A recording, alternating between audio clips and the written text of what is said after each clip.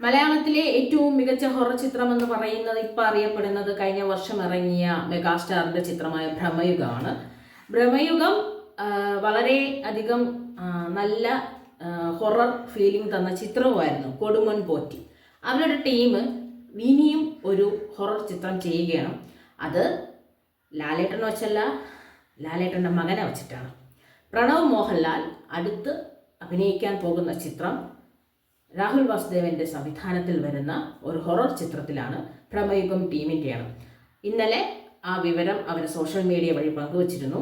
വളരെ സന്തോഷമാണ്. കാര്യം ഭ്രമയുഗം കണ്ടവർക്കറിയാം, ഇത്രയും ക്രിസ്റ്റൽ ക്ലിയർ ആയിട്ടൊരു ഹൊറർ ചിത്രം എടുക്കാൻ മറ്റൊരാൾക്കും കഴിഞ്ഞിട്ടില്ല.